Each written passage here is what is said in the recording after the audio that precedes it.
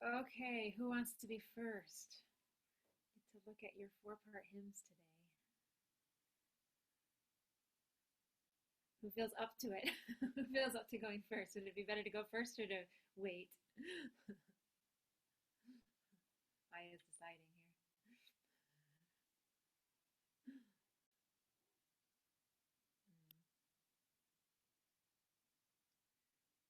here. I, which would you prefer? You don't know? You don't care? Should we do you first? Okay, let's do you first. So I noticed you changed your melody quite a lot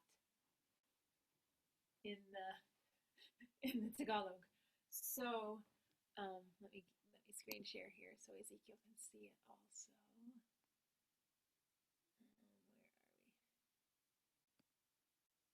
we? Just a second. Okay, it's that one. Okay, can you all see that? So what I want to do first, I, is I just want to sing through your new melody and compare it with your old melody. And you changed a couple things because of some comments we made in critique. And I just want to make sure that works first. Then we'll go through harmonies and then we'll do the part writing.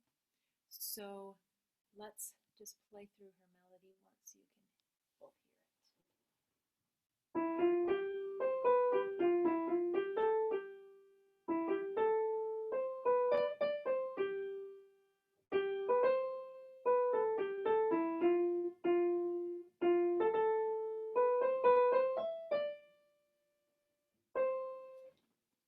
And the chorus.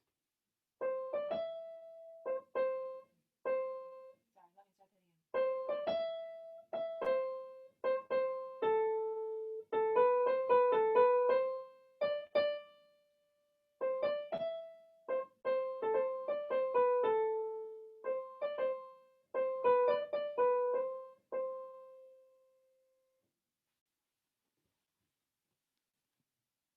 Okay, let's try singing that once together. Um, we just want to get it in our ears better. And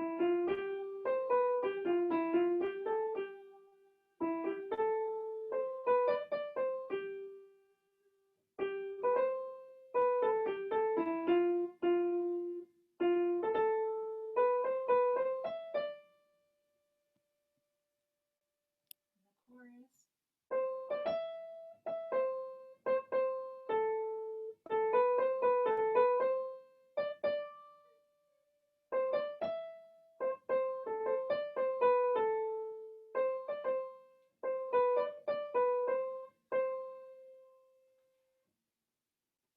So I think the big change you made is on the second line. I think your first line is almost the same. So the big change you made is on this line. The old way was, I'll start at the beginning.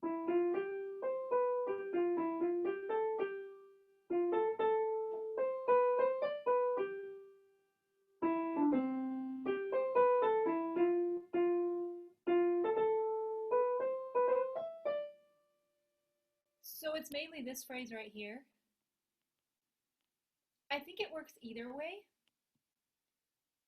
but I do kind of enjoy going down to a lower melody note. I don't know, Ezekiel, can you tell the difference? I know you don't have the old music in front of you. Um, but on this one, you do still come down to the E and the F, but your pickup here before was E D C going down and then coming back up. And this time it's,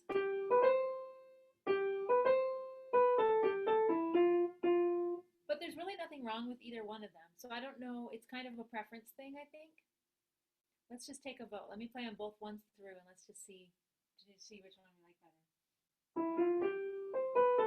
Sorry, I'm going to start with the old one.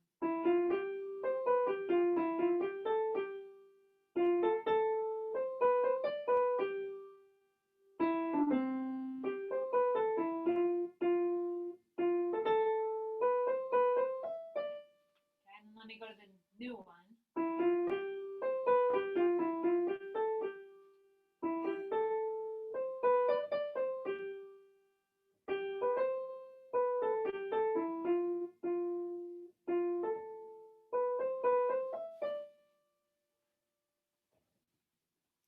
Ezekiel, do you have a preference between the old way or the new way?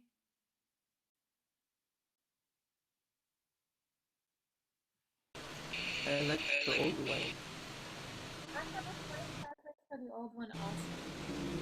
The old way seems is sounds better, but I'm starting to like this one Right. I feel like this. I like this one too. I feel that way. Where the more I hear this one, I'm liking it. So it's really just a matter of personal preference. The thing I do like about the old one is getting down to the low C, and then how you come right back up. Um, so you kind of give us the end of your new one here. You just get lower and then come back up, which is just kind of a nice change. Um, but what you have works also. Do you have a hearing them both together like that? Do you have a preference?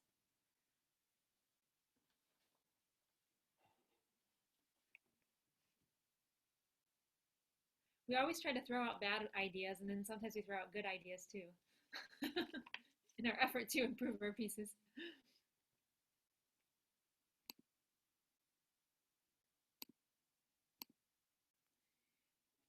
The one suggestion I'm going to give you on um, this, on your melody, is in measure 3. I feel like it should be maybe a B instead of the C. It feels like it's going to outline the chord better. Possible, but it means that the G chord all of a sudden has to be a suspension, and then we're leaping away from the suspended tone. So I think it's going to be stronger to make it a B right there. Even though it's a leading tone, because you're on the G chord, that's why we get away with leaping down from it. And maybe you were concerned about that, but I think it will work that way. All right. So unless you have a strong preference one way or the other, Aya, we'll just critique this as is unless you have a strong preference for the old way. We'll just keep it this way. Okay. And you can decide if you want to switch, you still can. You still can take the week to determine which way you want to go. But then let's talk about the actually let's do the part writing first and then we'll go to the chorus, which is what we'll do next week. And you've made a lot of melodic changes there. So let's just compare some of what you did there as well. But let's do the part writing first. I'm going to just play it with I'll just play what you have up to the chorus and see if anything jumps out.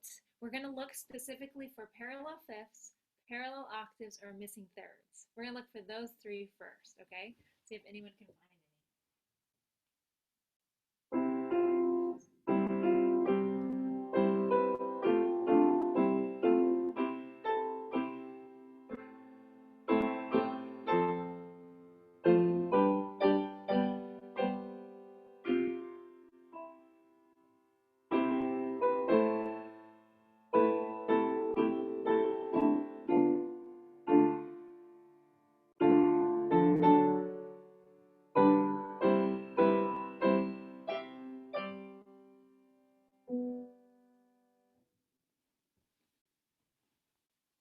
Anyone see anything?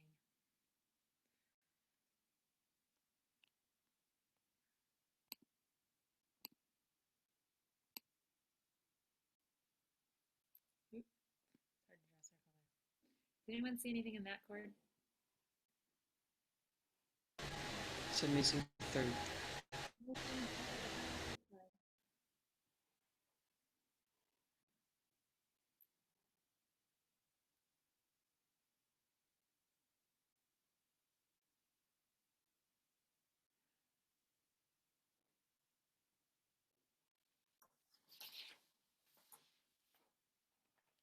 What do you think, Aya? You see it? Then what's tricky is your tenor and bass, you're thinking kind of like a piano player. Because in piano we often will do this kind of stuff, but in part writing we really can't. We really can't have it leaping the octave, even though that's a common pianistic thing. In part writing with the tenor and the bass, we need to make sure that the octaves aren't doing that. I guess it happens one more time here. Okay. But some things are working well. So let's go back to the beginning. One thing that I noticed, this is a little thing, and this we'll start here. We'll kind of just go measure by measure. The sa ba, you have a passing tone on the and. So if your alto note could also be a passing tone, it would solve your missing third, and it would give a nice duet to the soprano.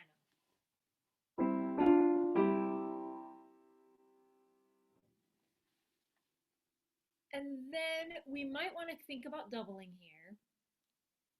The doubling you have isn't necessarily wrong since G is the dominant. We could get away with doubling the G, but what would be the usual doubling in a root position chord?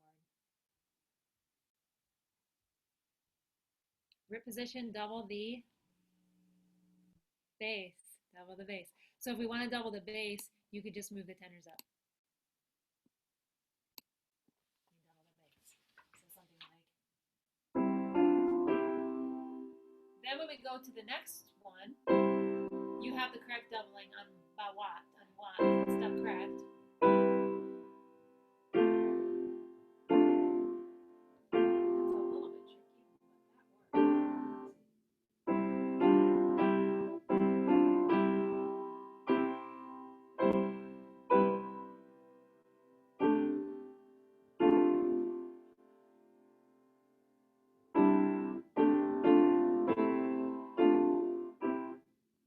The chord in this measure, the chord right here, is kind of like a D minor with a C in the bass. Is that what you're thinking?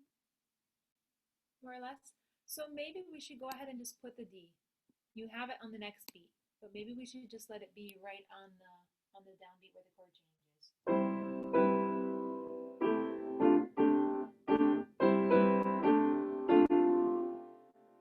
And then even though beat 4 is almost like you're back on C,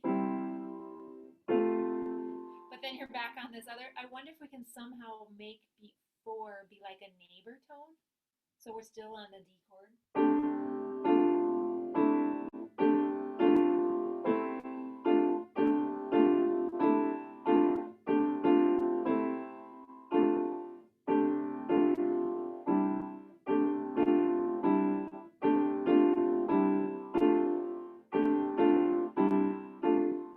What I'm doing right now is holding the D and the alto, but I'm moving the tenor and the duet to the soprano line.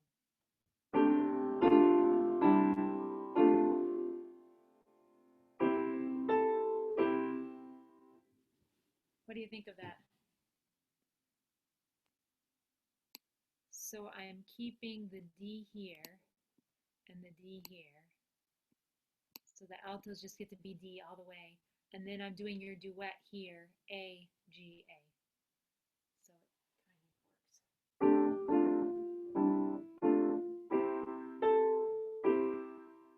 Good. And then when we get here, how could you revoice this chord so that we wouldn't have an A in the tenor? We pretty much have to have the A in the bass. So what could we do to prevent the A being in the tenor? How could we rework that?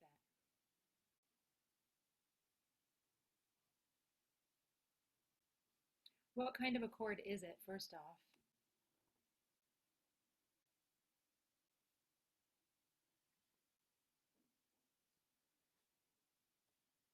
It's I don't know.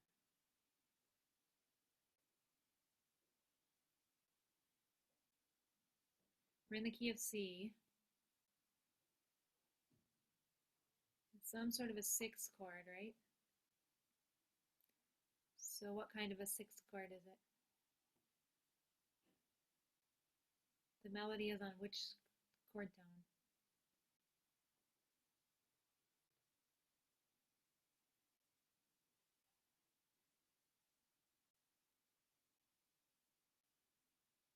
Are you thinking with me what chord we're on?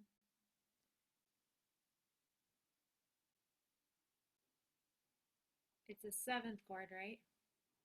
So what, right now you're doubling the bass, which could work, but what's another doubling you could use on a seventh chord? What should be doubled?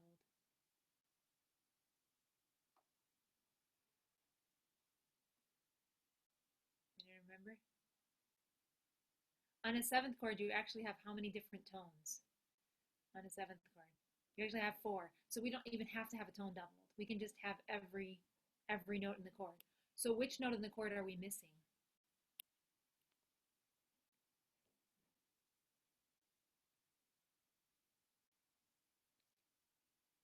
We're missing the E, right? So what if we just let those two retain the common tone? They don't have to move, only the bass can move. Only the bass needs to move.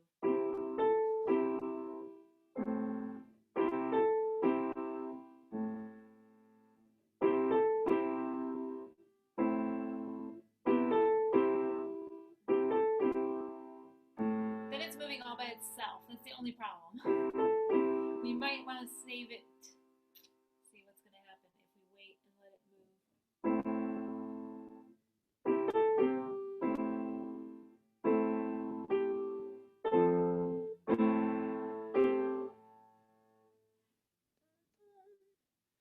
If we let it move on beat 3, is there an option?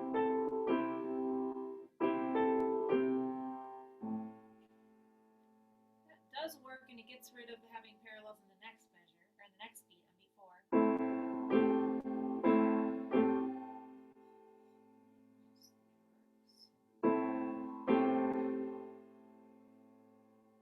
Right here, how could we get rid of the parallels in the bass and tenor again?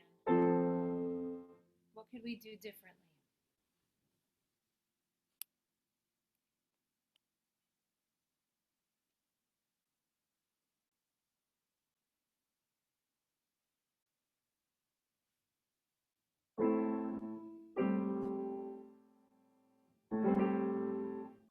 Seventh already in the melody.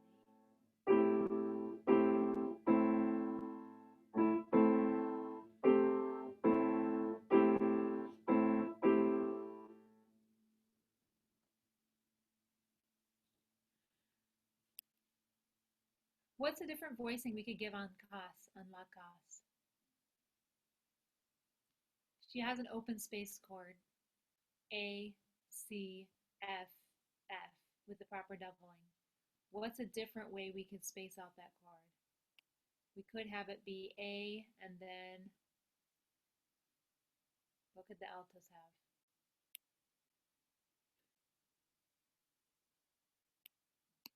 If we do a closed position chord, we could just give every chord tone, right? And we could let the basses take the higher F. We have the same doubling, now it's just a closed position chord. And that works nicely with where you're headed next. It's very smooth. So we just have to figure out then how we're going to get there from my La Cass. We have to get there smoothly. So how can we get there smoothly from this?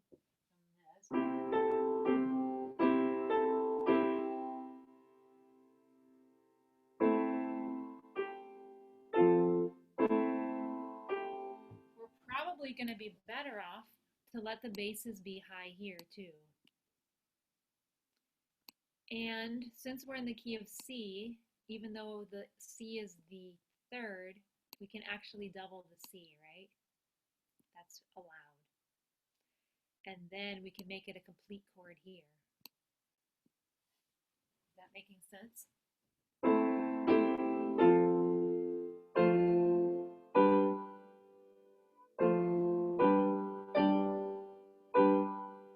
And we'll solve that third. Go where you're going. And then if you bring the melody back to the B, we'll just change that to the D. Okay. Are we here all the way? Let's try from the beginning of the line.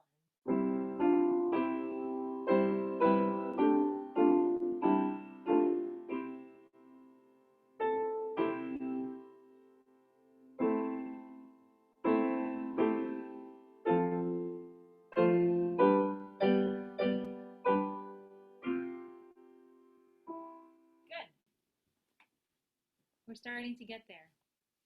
I want to give you one other option harmonically, if you're interested. When you get to this measure, you start with an F chord, which is working fine. Let me see if I can move that up a little bit, Susan. Okay. Then you get here, you do a G chord. Oops, it's not letting me write. Just a second.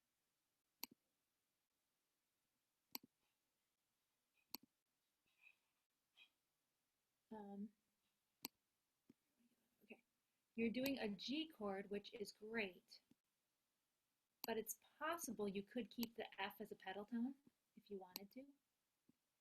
If you did that, then you would end up on a C chord with E in the bass. So you would end up with a stepwise motion bass line. I'll just show you what that's going to sound like if you went that route.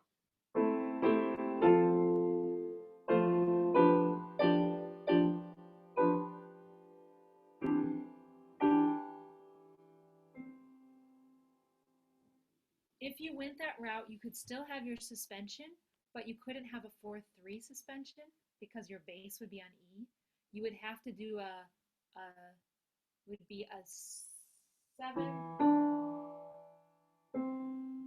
7/6 suspension.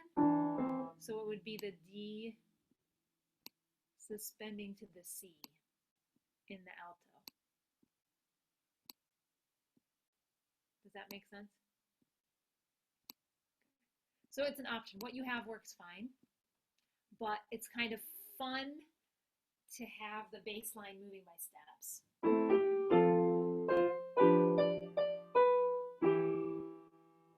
Sorry, I didn't do the suspension.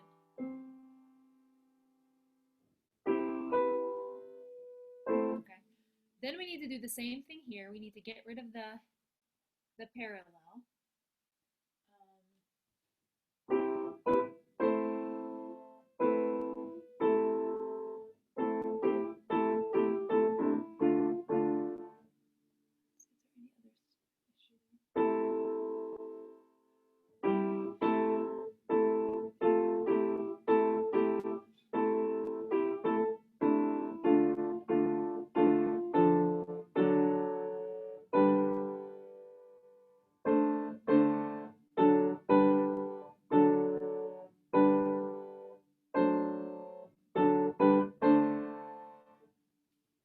Right here at the end, we need to keep on the D major. You gave us a nice D major and you did it correctly in the tenor line. So we need to keep that D major. If you want to change, we can at some point switch to first inversion, but we really need to keep that chord going the whole measure because it's leading us to the 5 chord. It's the 5 of 5 leading us to the 5.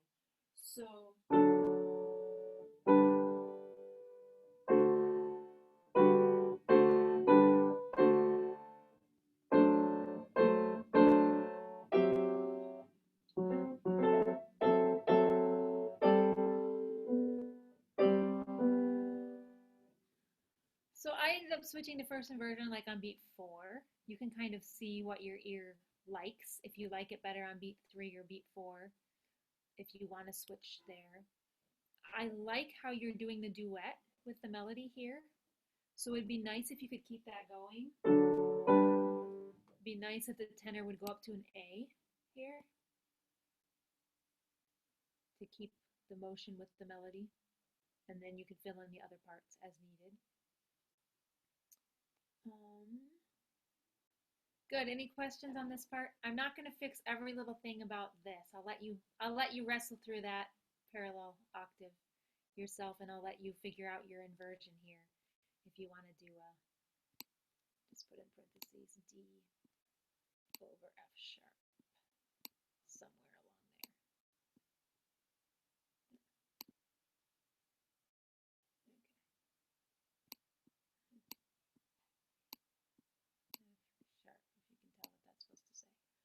Okay, good. I'm going to take a picture of this now. And did you get everything you need? Okay, and let's clear that. Let's go on to the bottom part.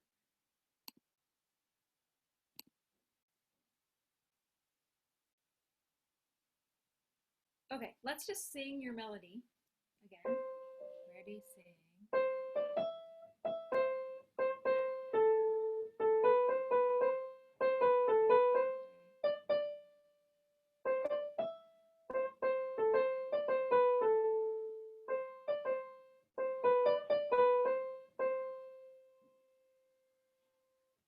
I'm gonna just play your old one for a moment.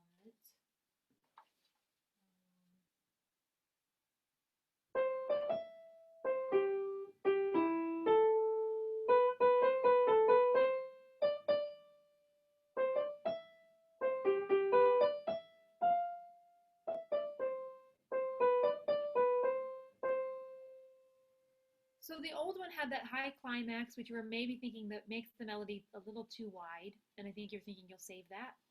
So you kind of reworked it so you wouldn't have to go up there. And then there was the second measure I think we had commented. Something about that spot we weren't sure about, and so you were trying to change it.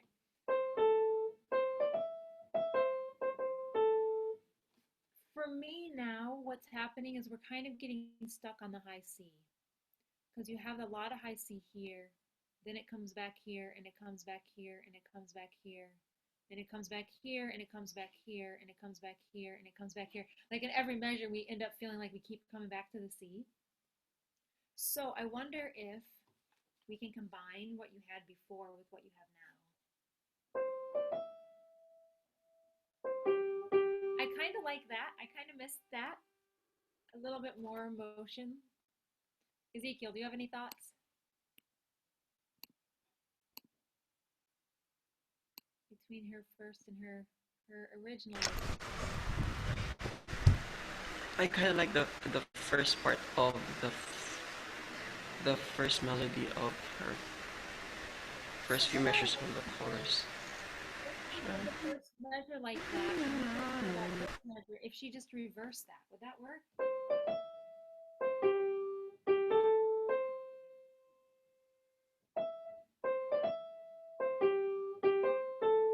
don't think that will work. And then what came next in this one was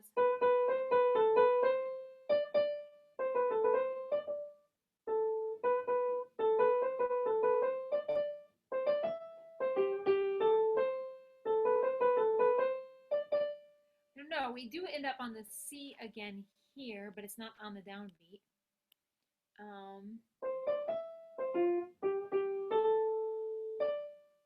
Or you can do that. But then we end up on the D twice.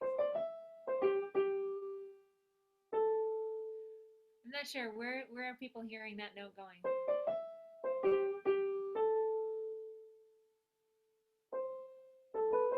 I think it kind of works on the C. What do you think?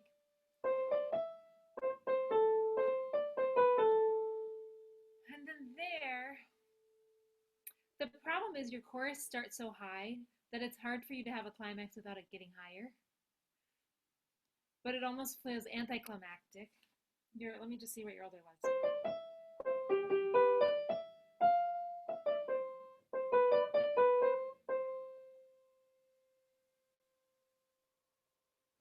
I don't know, I almost like it your old way, but I don't know if there's something we can do to not have the big climax there. Because you did. I just like that we got down a little bit lower here. Oops, that was a B. I wonder if you went up there. Let's just see what that would happen. That would give you a little more shape to your melody.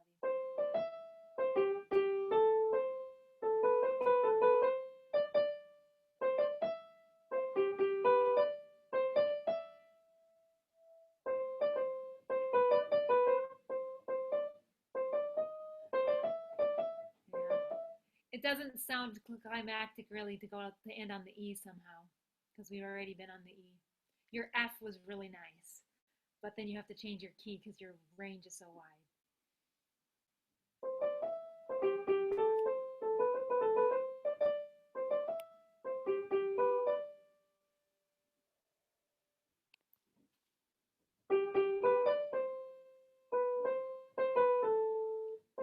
it down like you have. Let me just undo those and see.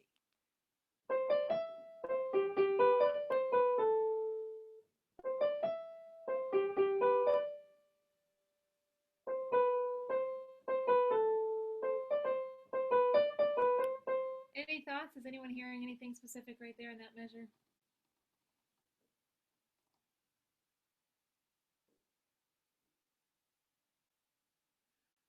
I feel like it's helpful if we can get a little bit lower, at least to these G's in your melody, because so much of your melody is A through E.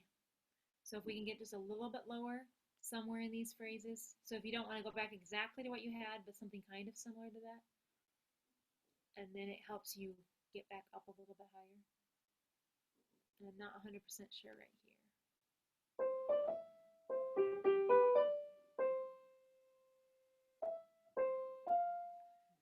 It wants the F, but we're trying to avoid that, right? Before.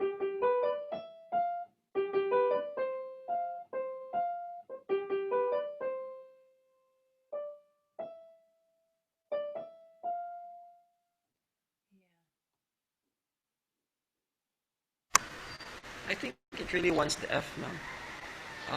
What I'm thinking is maybe if Aya could make the transpose the key to a lower key so that um the F it will be able to reach that high note on the lower key.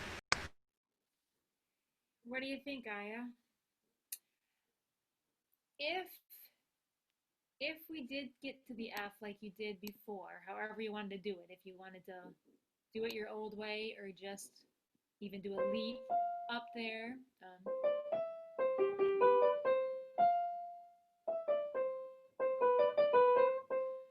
however you wanted to rework it. We had talked about putting this in the key of B flat. It does give you a wide range, but it's doable. But actually, if you, let's see, if you don't go back to the old way on the verse, if you don't go down to that low C on the verse, then what's your lowest note? It's only an E.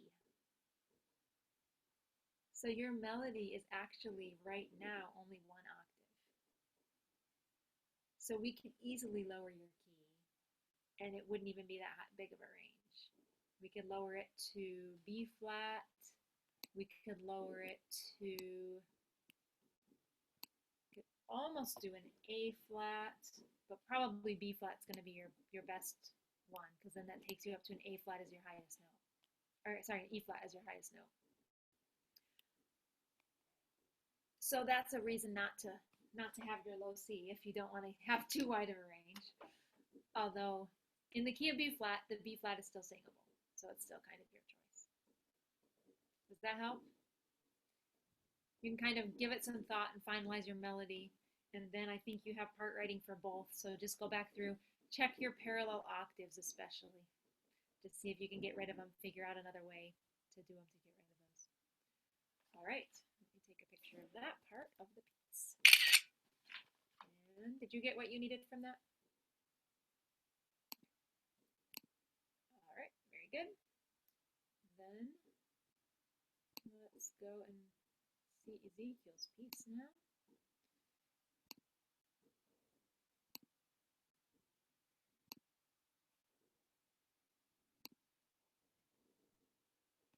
All right.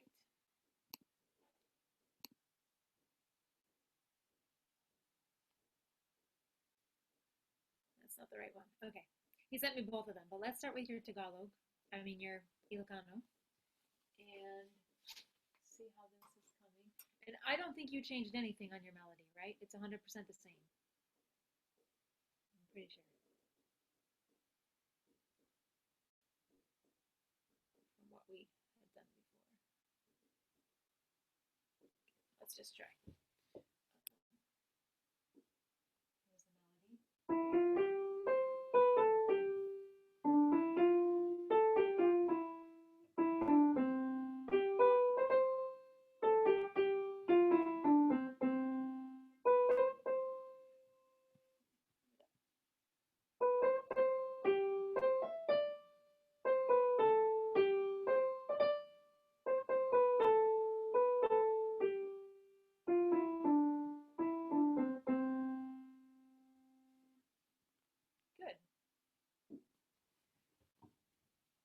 don't think we have any changes. Musically, I think I may have mentioned this before. I would love to have the D held out longer and the C be dotted. I don't know, text-wise that should still be fine. It would just give your D a little bit more of a hold.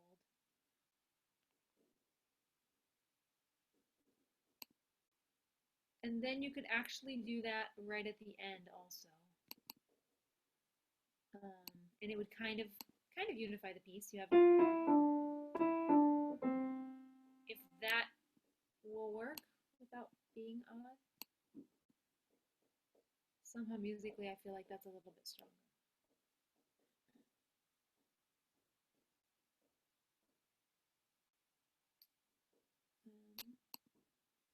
Okay, then let's just go back to your part already.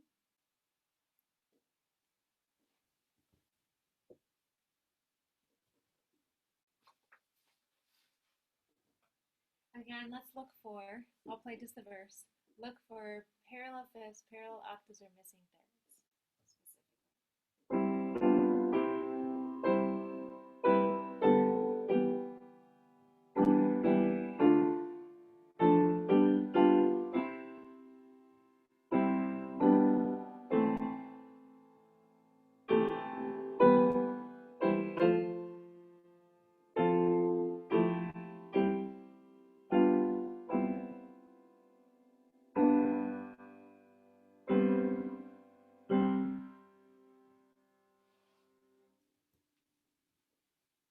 Okay. Anyone see any?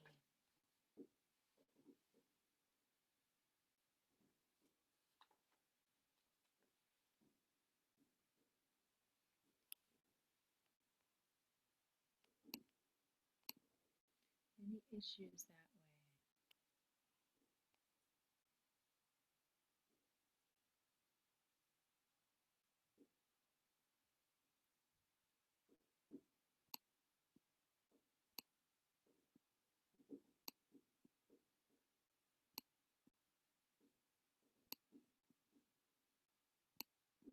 See what the problem is there?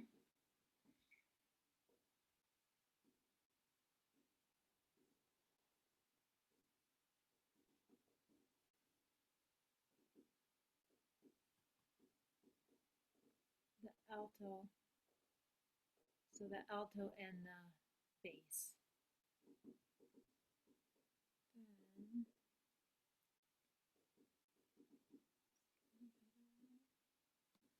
I feel like I saw one more issue. Oh, I remember what it was.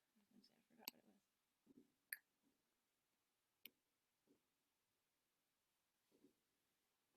You see it? One challenge is you're so low. The melody's so low there that it gives you a little bit of problems getting the third one. Okay, let me play it once more. See if there's anything else that jumps out at me.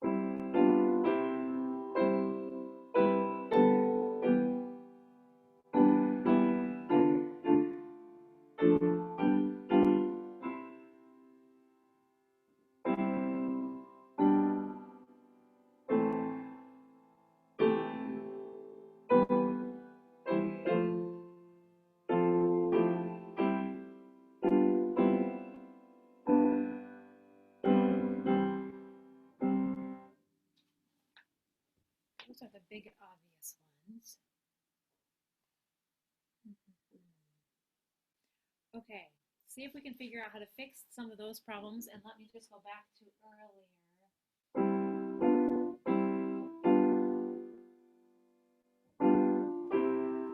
So one thing you do, Ezekiel, which I like, is you're treating this pickup, even though it's kind of like a 1-chord pickup, you're treating it like a 5-chord, which gives some nice forward motion to the downbeat. So that's kind of nice. You could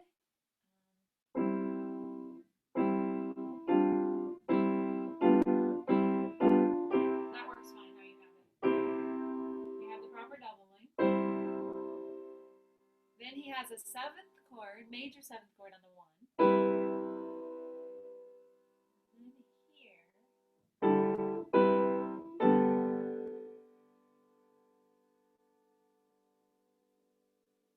I'm not exactly sure what chord you're on at that exact moment.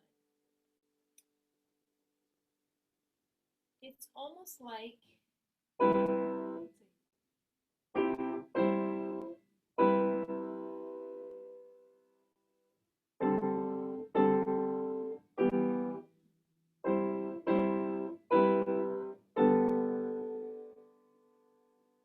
I'm not sure, but it kind of works. It's like you're you know what you're thinking? Is that the here on the Kamangmang? For me, it, for me, it looks like a 5 6 5 6 4 with an added second. I mean second position, second inversion, 5 chord with an added second. Yes, I could see that.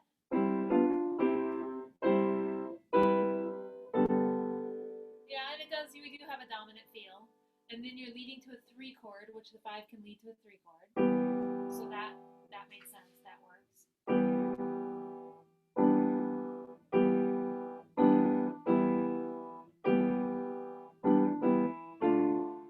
We do want to be on a two by the time you get there. We do want to be on the five, so that's all good.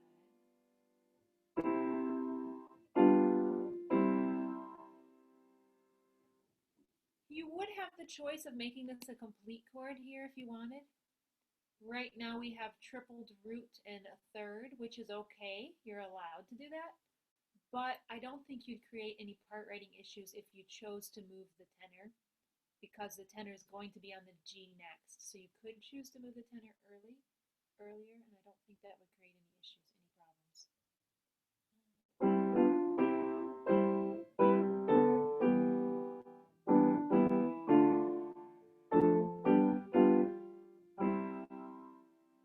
Then, okay, let's fix this spot. How are you going to fix it? When we have the parallel right there, what chord tone is doubled and what inversion are we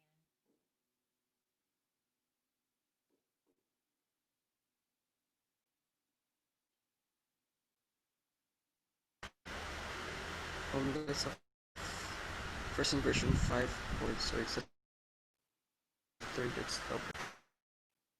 It's the third that's doubled, and in the key of C, what's the third? The leading tone. Okay, so what's the better option? Double instead of the leading tone. It's first inversion, so we don't usually double the bass in first inversion. We usually double the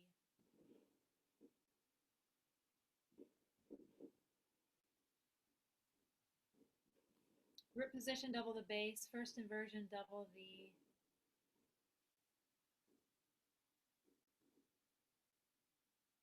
remember? Double the root. Well, root position, double the bass, first inversion, double soprano, and then second inversion, double the bass. So in this case, soprano being the D would be to your advantage to double because we get rid of a doubled leading tone and we'd be doubling the soprano and we'd get rid of the parallel octaves all at the same time. So soprano and alto can both be on D. Then the challenge is, and maybe you thought of this, but the challenge is then you have to get off of it and you can't both double the C in the next chord because if you double the C, you'll have parallel unisons.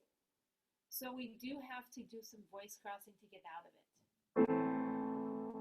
But we could keep what you have there. It could work. Does that make sense? So in this case, voice crossing is a very minor problem compared to double leading tones, parallel octaves, and wrong doubling. Does that make sense? So your soprano, your alto rather, will jump from the D down to the A while your soprano moves to the C.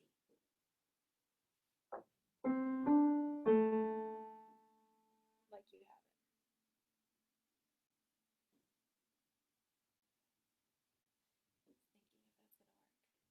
Thinking if that's going to work.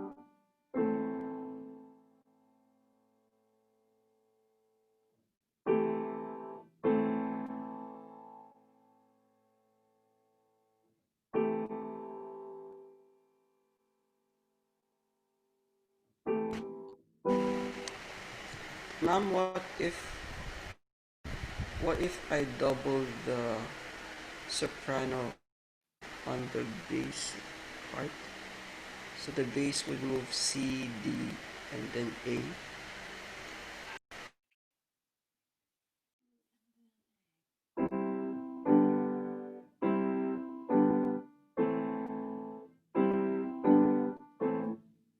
Because it's an inversion, that would make it a second inversion chord. And you remember one of the rules about using second inversion chords? You have to have stepwise motion in the bass. In order for it to leap away. So if we wanted to do that, you'd have to come up to an E. The bass line would need to continue going up.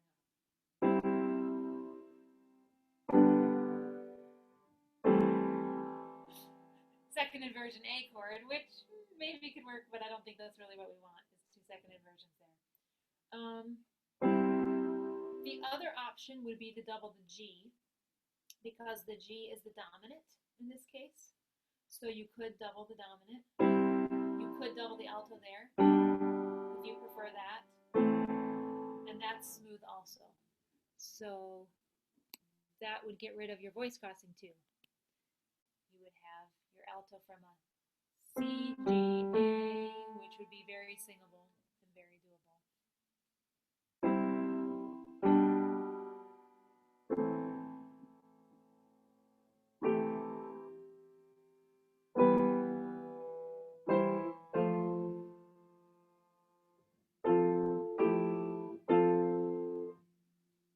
So are you good on that? Does that work for you? Okay. Then when we get here, I think this works pretty well. We have kind of a lot of moving by thirds here. We almost have a parallel fifth, but your anticipation in the soprano kind of gets rid of what would be the parallel fifth. So I think that can mostly work.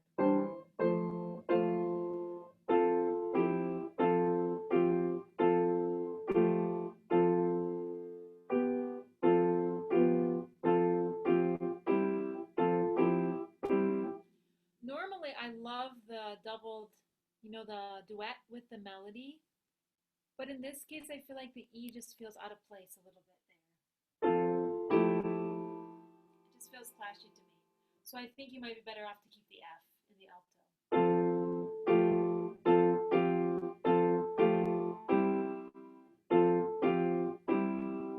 Rather than, I think just keep the F.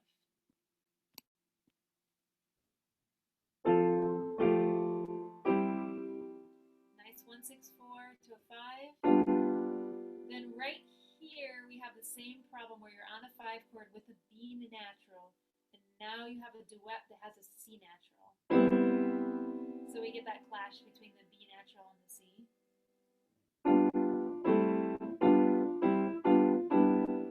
So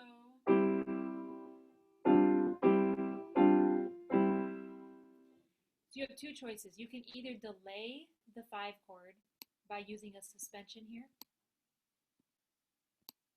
if you would like. Or if you want to bring in the true 5 chord here with the B, then we don't want to have the C.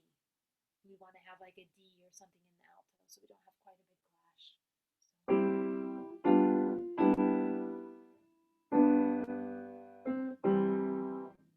Or if you delayed it and you have the 1-6-4, then you could do something.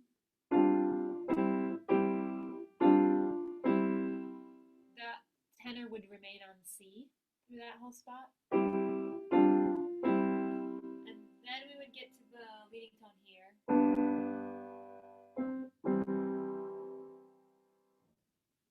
Do you have a preference?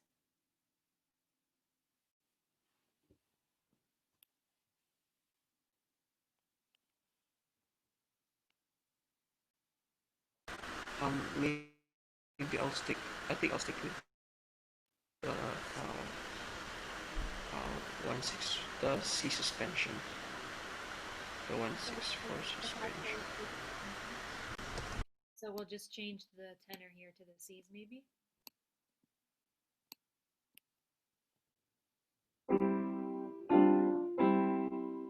Then right here, be careful because look at your doubling. What doubling do you have on that chord?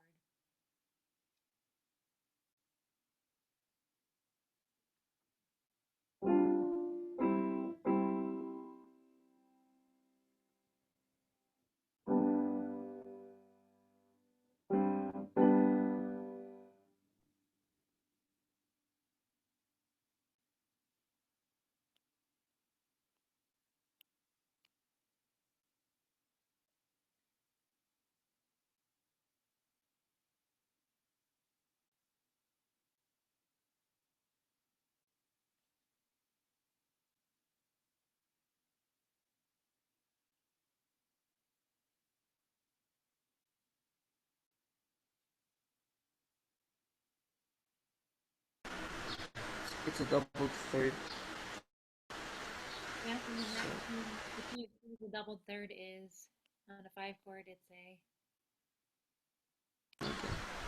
leading tone again. Okay, so we don't want to do that. So, what would be another option? What could you double instead of the leading I'm thinking that if I double the root, the bass, then it will be a good stepwise motion going down to the E on the tenor part. tone? Yes, good thought. Good thought.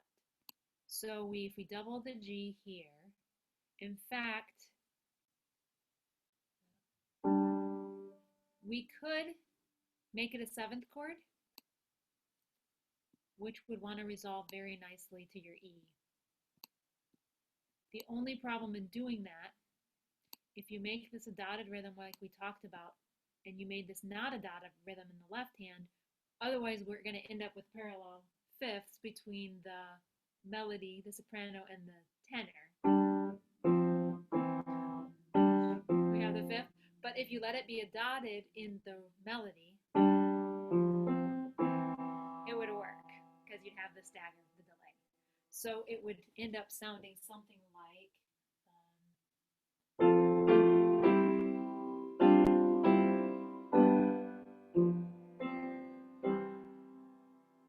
or if we have the alto still on the G, is that what you're thinking?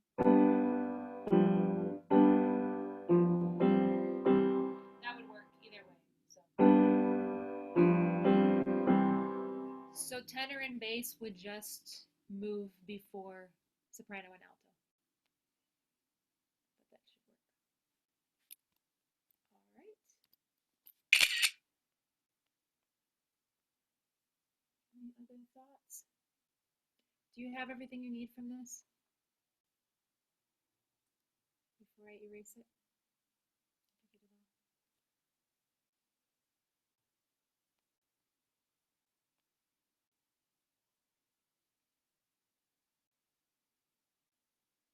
Is it all right if I erase now?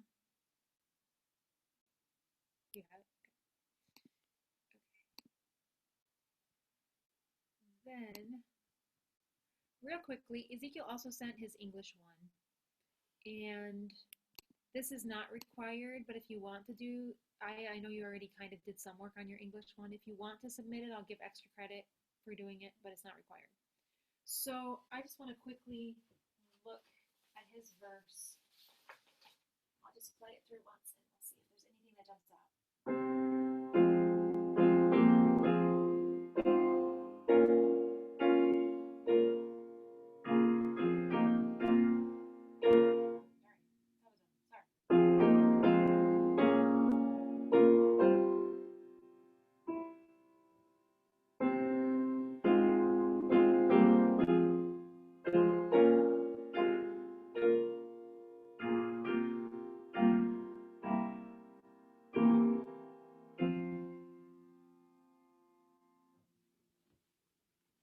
Anything jump out at anyone?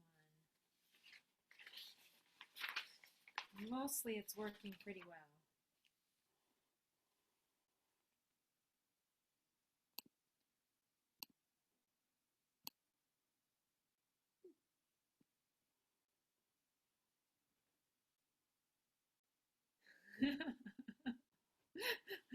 This is number 2.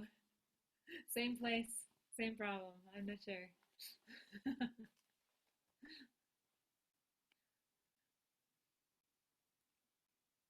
it might be just because of how your part writing is in the chord before you were having trouble getting to where you wanted to be. But I think you can fix that one. And then this chord doesn't have the best doubling. You could maybe figure out a little bit better doubling there. So we just have the F, A flat, F, A flat. Maybe you could do something else. And here, I'm thinking you're intentionally wanting a low note here. I feel like my ear would prefer to hear root position rather than first inversion because you just had a pretty strong 5 cadence. So it's feeling to me like it's really wanting a 1. So maybe just experiment with it and see if how you feel it works if you end up with an F in the bass there instead of the A. You kind of get rid of the lowness of it. So I don't know how people think. This part works fine though. This works nicely.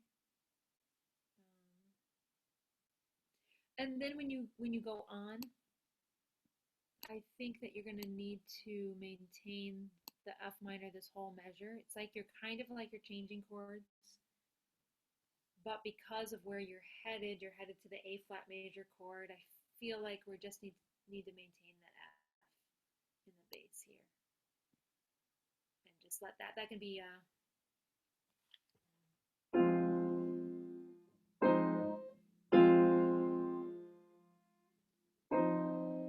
don't think we want the 7th, so just an F minor should work. Okay, good. You can just double check if there's anything else, but I think those are the major things that stood out. Okay.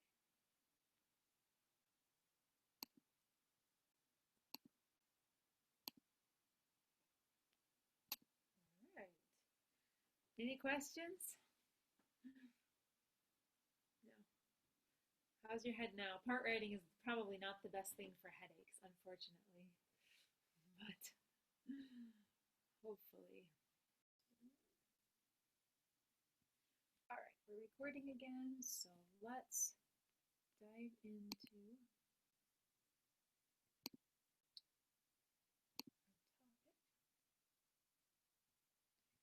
topic.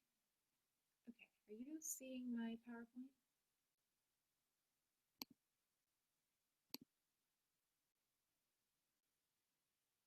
Let me see if this is going to work.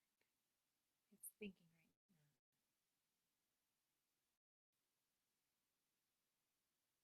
Okay, are you seeing it? Is it working? I think it should be there. Okay, we're just going to talk about writing a hymn arrangement. You both are somewhat experienced composers now. You both have, this is not your first or even second arrangement now. You have written some other things in the past. So we won't take a long time on this, but I just want to kind of do a review and just get us back in gear. You're going to be writing your instrumental piece rather quickly, something on the simpler side, and then you'll be gearing up toward your choral piece. So before you begin any arrangement, of course, the first thing you really want to do is pray and ask the Lord's wisdom and ask the Lord's guidance. And since you've already decided on your pieces, you've already kind of gone past some of this stage already, but you have a lot of decisions you have to make. You have to decide, of course, what you're writing. What kind of an arrangement? Will it be choral? Will it be instrumental? You kind of have to think about your church and what they need.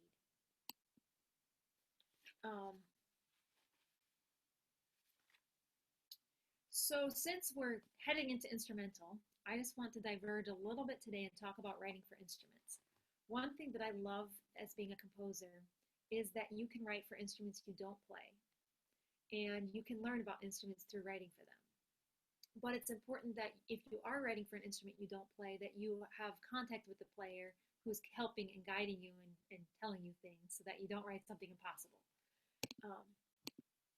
So let's talk about wind instruments. If you are going to write for, and I'm just going to go over the most common instruments in your churches, although Ezekiel, I know you have a lot of different ones in your church. But when you're dealing with wind instruments, you want to make sure to indicate slurs for their breathing and phrasing. You don't necessarily,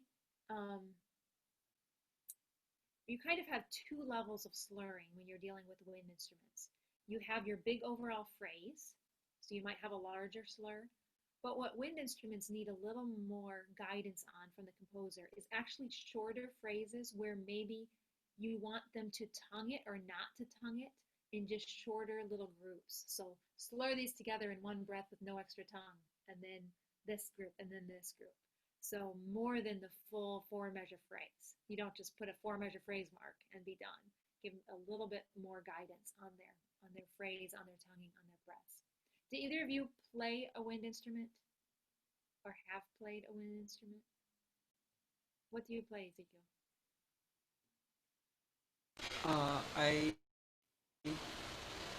I have played the uh, I I played the trombone in the past, The trombone. Okay.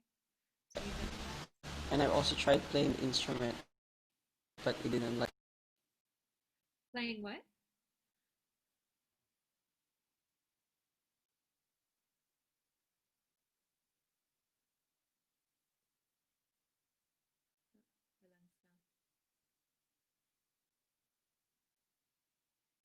I'm not sure. I caught the trombone, but I didn't catch the second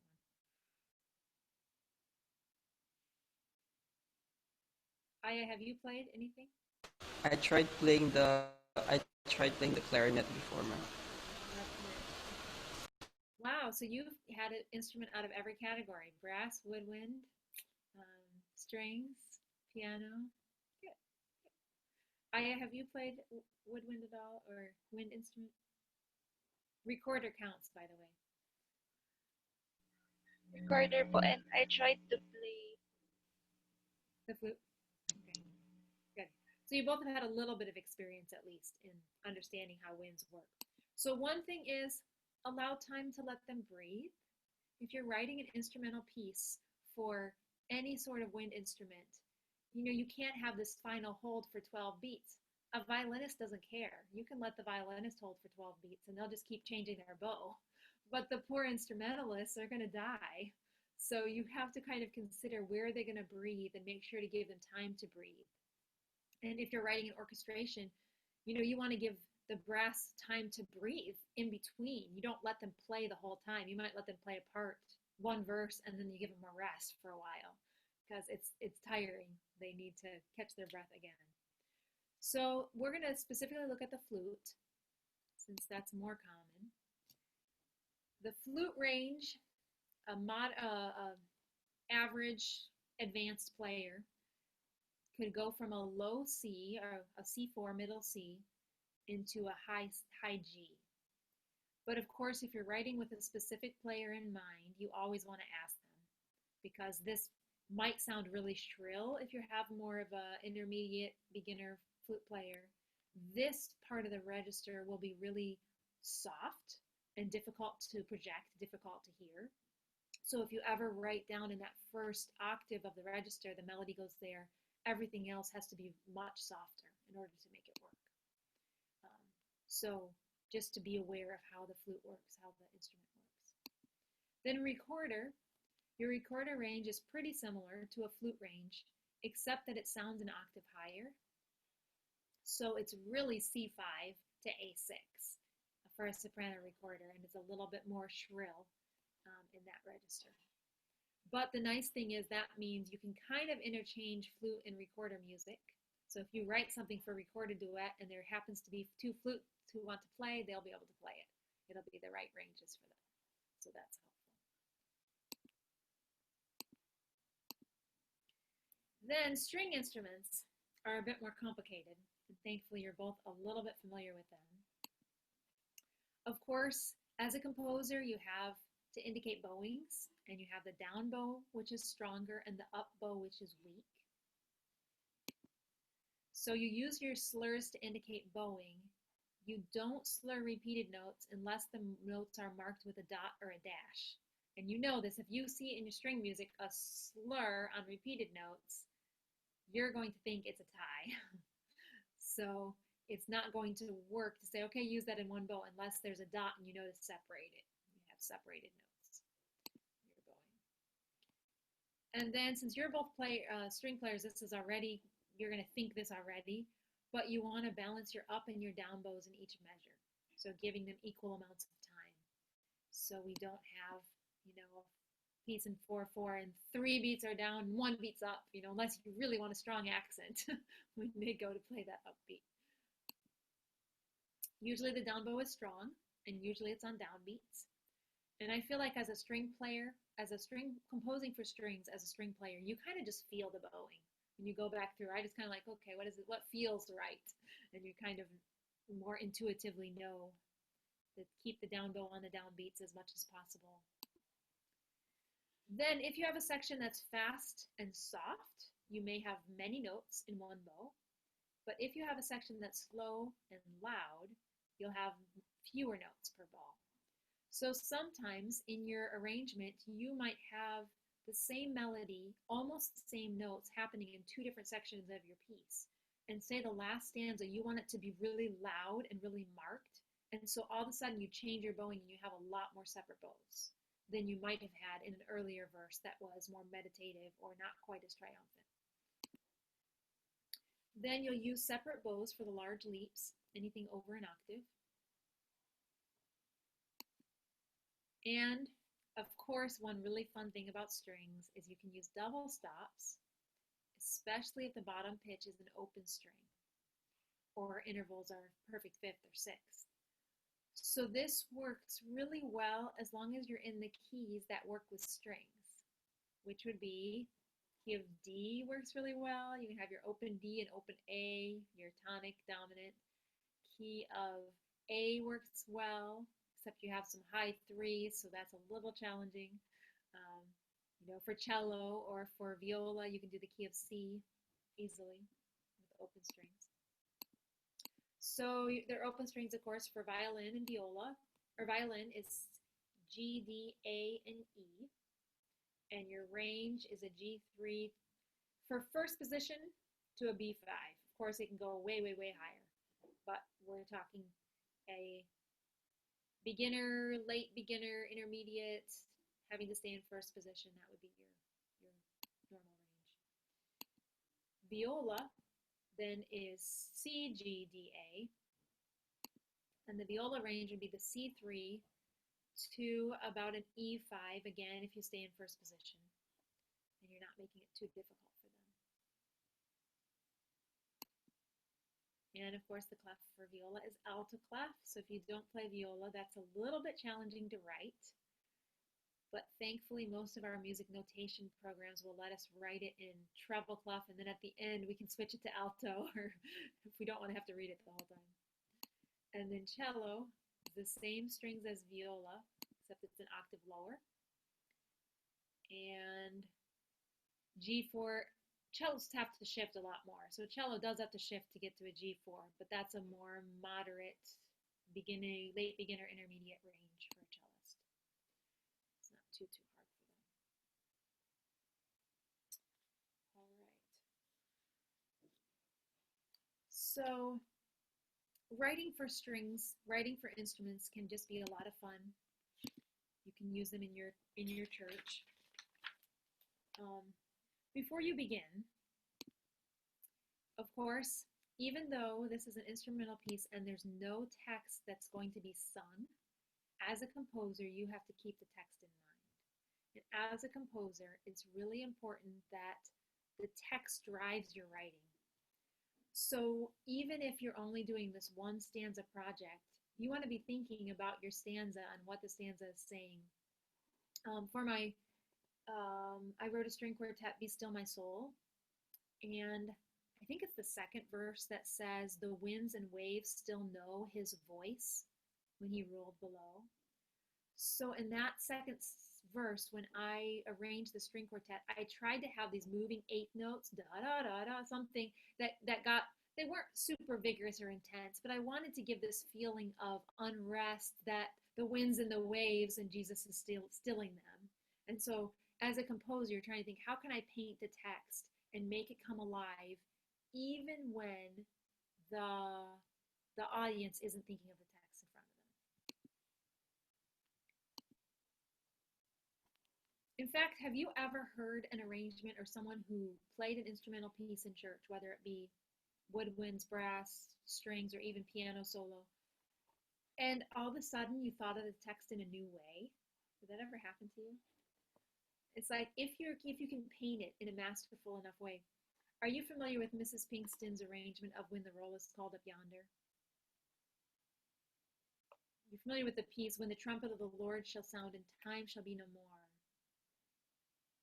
She paints that like it's the end of this warfare, it's the end of this war. And so I really have never been very fond of that piece until I heard her arrangement. And suddenly hearing her arrangement, it's like the piece came alive to me. And I just think of that song now in a different way because of that. So continue to seek the Lord's guidance as you write. Okay, this is no different than other things you've done. But of course, you're thinking the overall shape of your piece, you're thinking about the form of your piece, you're thinking about where the musical idea should change. So you both have already chosen. Aya's doing Standing on the Promises. Ezekiel, you're doing I'm Praying for You. So begin thinking, like, where will your musical ideas change in the melody? Will it be on the verse will be one idea, and on the chorus will be another idea? Where should it return? Should there be a place where maybe the chorus melody kind of goes back to something similar to the verse, and maybe your previous idea should return? So it's kind of an ABA idea as far as the ideas that you're using, the accompaniment. Know kind of what your climax will be and kind of how you'll make a special ending, what you'll do to it. And then you've already done this part, I think. You've harmonized your melodies. But if you have a well-harmonized melody where the chord progression is changing consistently, once a measure or twice a measure, and you can come up with a nice piano accompaniment, you're going to find your piece is almost going to write itself. And I just want to look at both of your pieces right now. As for Standing on the Promises, you have this descending bass line that's happening in your chord progression. So kind of hum with me the melody for Standing on the Promises, and I'm just going to play her chords as she goes. Actually, I'll play the melody also. So we have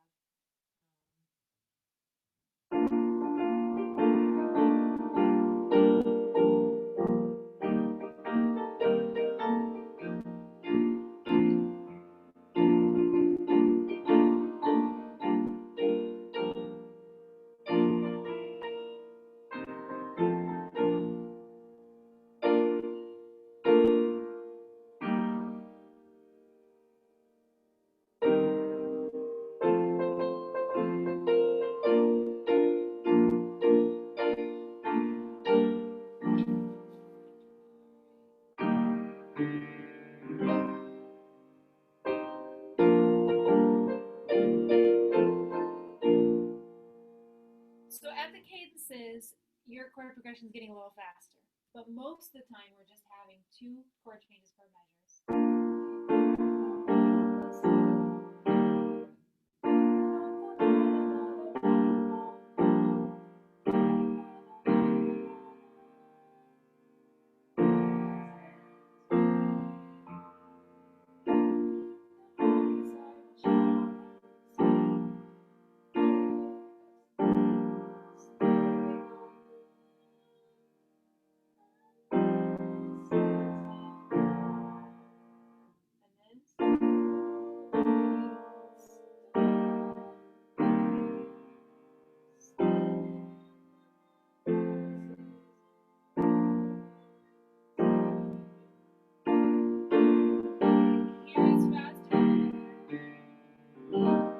Which will probably be your climax, I'm guessing.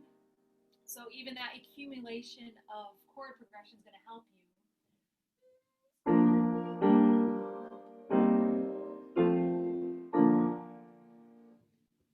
So for you, coming up with some sort of a piano idea that's going to match you're in 4/4, and normally you have 2 beats to work with your chord before your chord is changing. So coming up with a piano accompaniment can be as simple as half notes.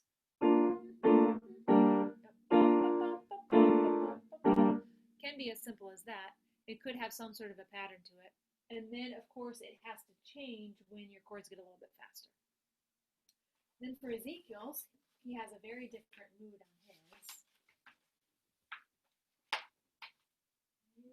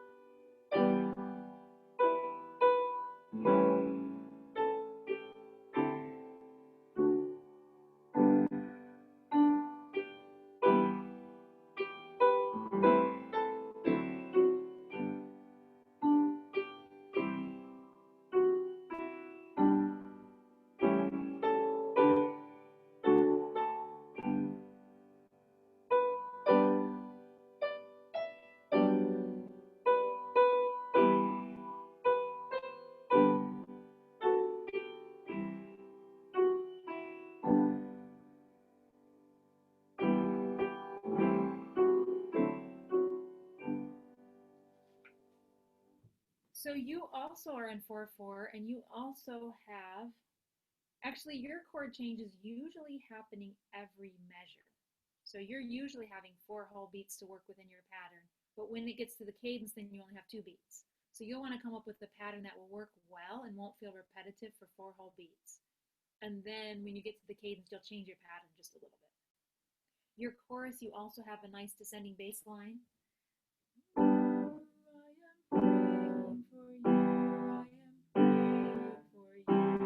You have this nice descending bass line all the way. That can be to your advantage too in your piano part. So I'm guessing that the piano part that Ezekiel needs and the piano part that Aya needs are going to be very different from each other, because the moods are very different and the amount of beats you have to work with are very different. So just start looking. Are both of you taking piano lessons this semester? Are either of you taking? You are? So be looking in your piano music, be looking in choir accompaniments. Just start kind of looking for some pianistic ideas that have the right mood and the right sound that you're going for. You can, of course, play with them and change them and make them be what you want it to be for your piece. Then the actual writing process, you have to start. Sometimes that's the hardest part, is just sitting down and starting, but you have to start. You can use the ideas you've already gathered that will create the proper mood for your text. And then you can look for new ideas that complement your existing ideas. And your 3 friends. These are your 3 friends as a composer. Analyze music, listen to music, and experiment. You come up with this idea in your head and you're like, I can't find it, I can't find it. Experiment until you find it. What are you trying to come up? What is the sound you're actually hearing? Whether it be chords or some sort of a motive.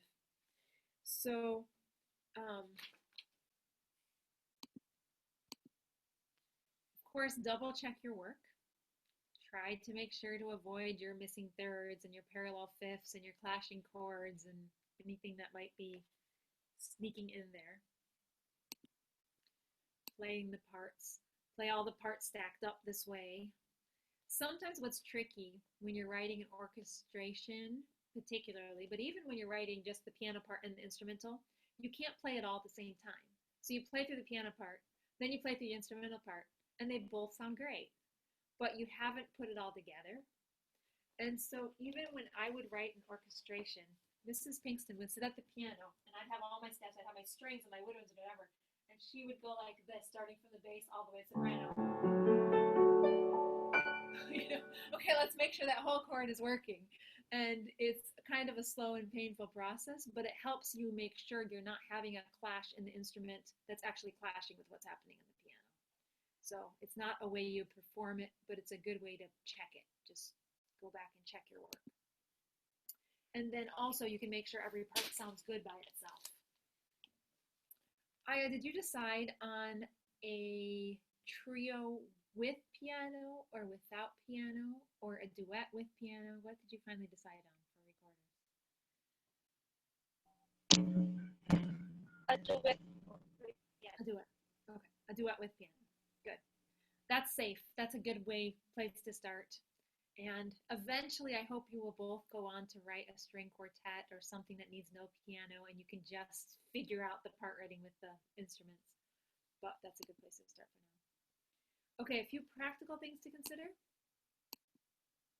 The melody should be prominent and clear throughout. In a way, this is easier than what we've been doing, writing your own melodies, coming up with everything from scratch. You have a melody from the hymnal and you're going to use it. So at least 50% of your work for your instrumental piece is done. You already know you're going to take the notes from the hymnal and put it into one of the instruments at least. We have to hear the melody somewhere.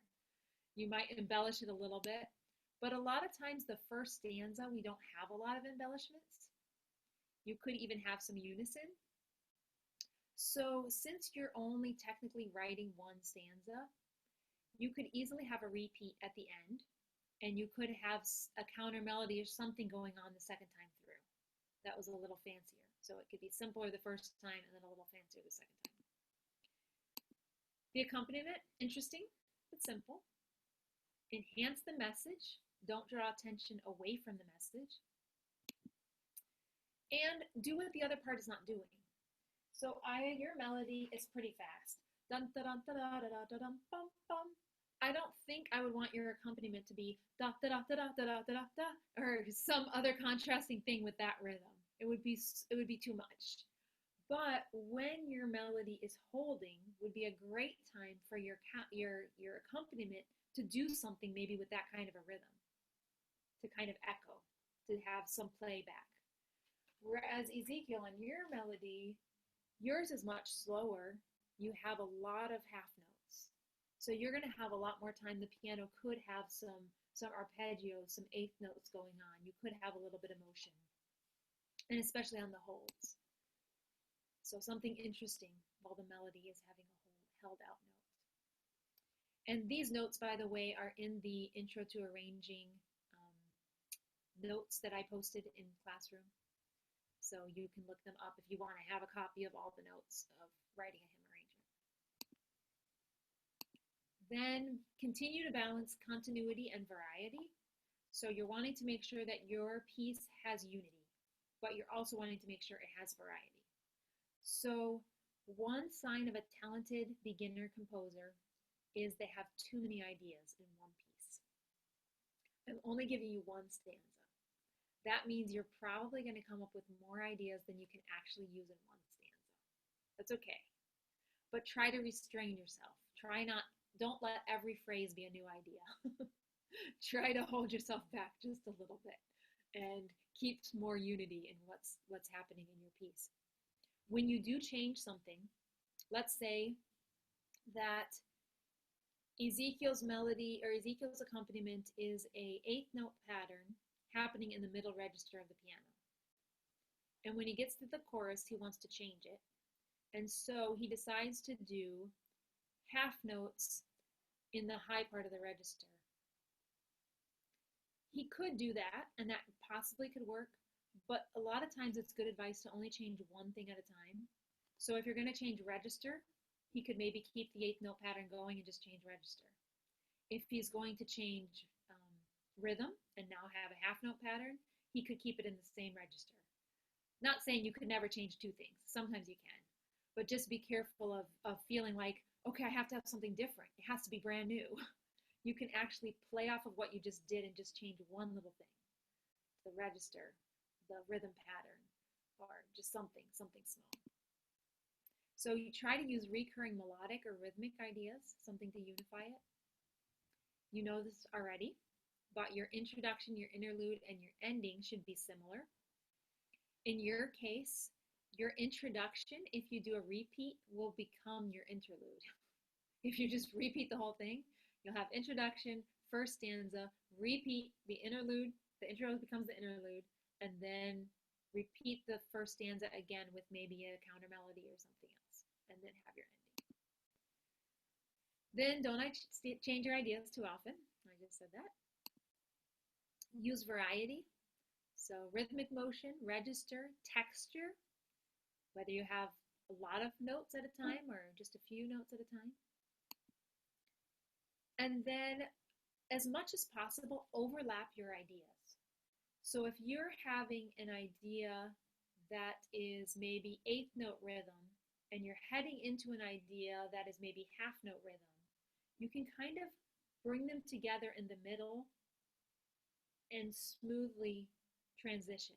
This is especially true in interludes, which for this you won't have this issue, but in your choral piece, you will maybe be changing from a meditative mood to a triumphant stanza, and you're going to go to a thicker texture. And so in the interlude, you're actually going to start with one note in the melody, and all of a sudden 2 and 3, and all of a sudden we're going to have this thicker texture. And you're just going to do it gradually. Just going to smoothly create it smoothly. Then always think about your climax.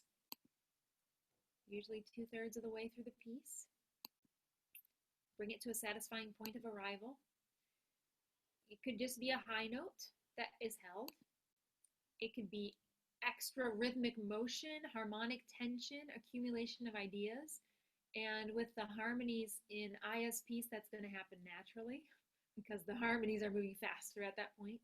And then you have a held note also. And Ezekiel's piece,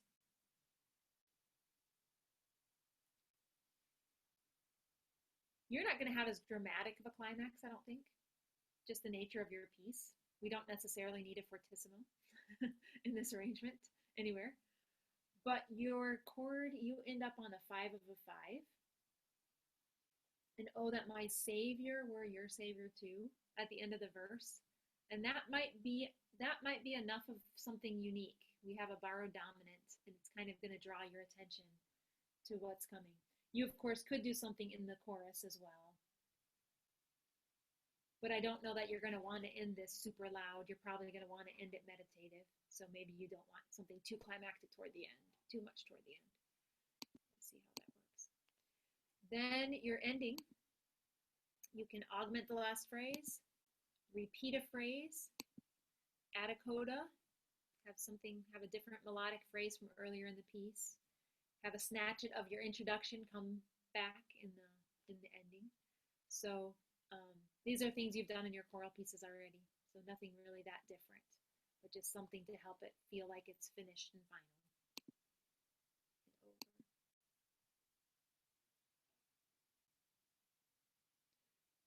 Right. Any questions on that?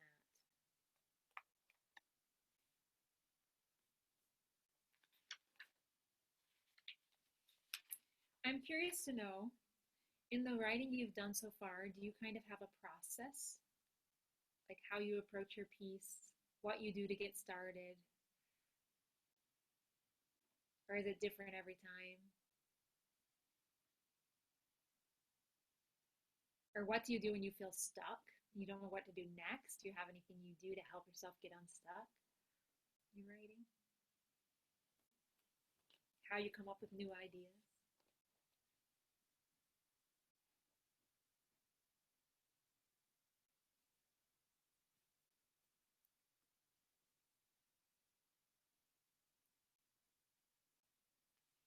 I often, go ahead, Ezekiel. Go ahead, Ezekiel, if you have something. I would usually, since I've only done one, I started from the beginning. And then when I got stuck there, I went to another section of the piece. I just left it, and then I went to the other section because I had an idea in that section. And then when there was a time when I really got stuck on it, so I slept. I didn't mind it. I didn't think of it for a day. Then the next day I went to see if the problem is still there or it already solved itself, something. Okay, good. Yeah, sometimes just taking a break is helpful. Aya, what about you?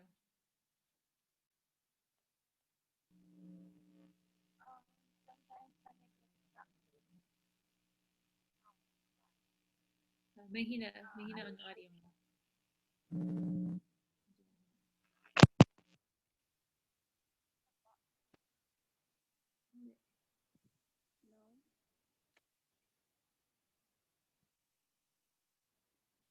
Narinig ko, pero mahina lang.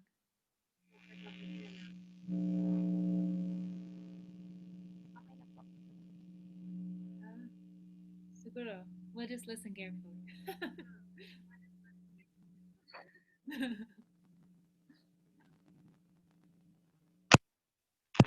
Po, when I got stuck, sometimes I stopped and listened to other composers and like find some ideas from them. Yeah, that's good. That's good. I often, even before, if I know I'm just starting an arrangement and I feel like I don't know if I have ideas, but I know what my mood is going to be and I know where I'm headed, I will start by just taking, like, if I'm writing a choral piece, I'll take another choral piece that has the same mood and I'll play it through and I'll analyze it. And I'll just spend like 30 minutes just kind of getting myself in the right mood. And then I'll put their piece away and I'll start writing mine. And you would almost think that by doing that, I would end up sounding like the piece I analyzed, but usually there's nothing similar to it. It just puts me in the right mood. It just gets me thinking. And then if I get really stuck, I have listened to things before. I was writing a cello sonata and trying, one of the movements was about Hannah when she went to the temple to pray for a son. And I was listening to this classical piece, and there was like this 5 second clip in the middle of it, and it was the mood I wanted. It was just like, that's it. That sounds like Hannah walking into the temple. That's the sound I want. So I listened to it probably 100 times. That 5 seconds, I just listened to it over and over and over and over and over until I could kind of figure it out, like what was happening, chord progression, what was happening, kind of played it, kind of figured it out. Well, then I put it away and I started writing. And again, I didn't use the chord progression from what I heard. I didn't. There's nothing similar in what I wrote to what I listened to, but it got me in the right mood. And then I was pleased with, okay, this is really what I want. This is how I want the sound to come. The sound when she comes in.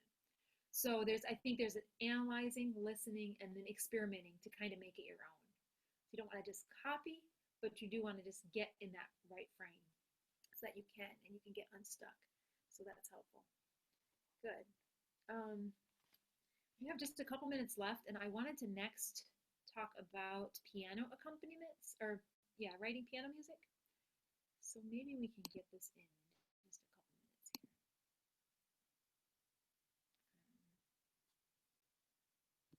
Let's see, just a second. You both might remember the concept of writing music from a top-down approach. The idea of a builder looking at the big blueprint and the big map. And so you're writing music from that standpoint. And then you go and start working on nailing in the wall or whatever. You're working on the detail and then you zoom back out and kind of get the big picture. So a lot of times when we're writing music, we're doing that. We're looking at the big picture, we're getting the mood, we're getting the overall form. Then we're zooming in and working on exactly what will my accompaniment look like. Then we're zooming back out and working on that for a while. So this will be zooming in when you're working on the piano accompaniment. These notes are also an intro to arranging. So I'm not going to take a lot of time on it. I just want to refresh your mind about some common pitfalls that arrangers make in regards to piano parts. First of all, we always need a third of the chord. Same as in part writing. And you notice in these two examples that I'm going to show you, you notice that the third needs to come on the downbeat of the measure.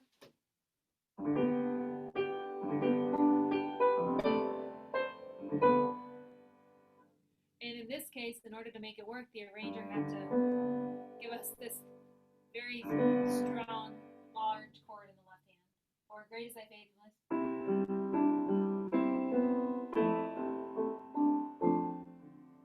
So it's really important on this downbeat that we have the third. There and there. Then avoid doubling the third, especially when you're in first inversion. So we have, I don't know if you can hear the difference between the first and the second chord over Zoom.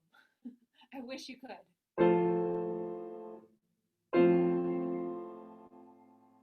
Can you hear the difference in color? I don't know how the audio comes through. That's the second one. Here's the first one. The first one has just a heavier third sound that we want to avoid if at all possible. And then we want to avoid low, thick, muddy chords in the bass, or arpeggios that are too thick in the bass. So pretty much your rule here is if it's below low C, C3, then it should be spread out in the left hand. Don't play a chord like this, way down here. Or even, like the second example, it's just too low. But as long as you're above C3, it's okay to have it closer together. But it's better than to have it spread out if you're lower. So the same is true for arpeggios. We don't want to see, we'd rather have it spread out. Something like that, spread out. Are you familiar with overtones and the overtone series? Have you heard about this in music? When you play one pitch on the piano or on an instrument, how truly we're hearing lots of pitches above it in the overtones in our ear. We're actually hearing. So if I play a note down here, you're actually hearing this C and this C and this G and this C and E and G and C and the higher it goes, the closer the notes get together. But the lower the note is, in the overtone series, they're farther spread apart. And then the higher it is, the closer the tones get together. So part of how the overtone series works is why we're expecting our arpeggios, our bass notes, to do the same thing. More spread out when you're low, closer together when you're high. So if you have a higher piano part, your left hand can play close chords because you're high. But if you have a low piano part and you try that, it's just going to be muddy and have an icky sound. So, all right. Let's actually go ahead and stop there.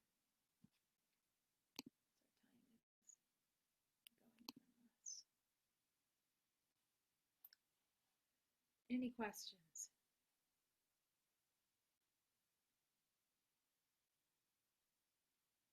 Okay, I hope you both get feeling much, much better.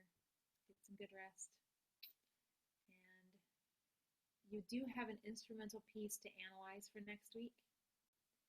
All it is a piece that I want you to play through.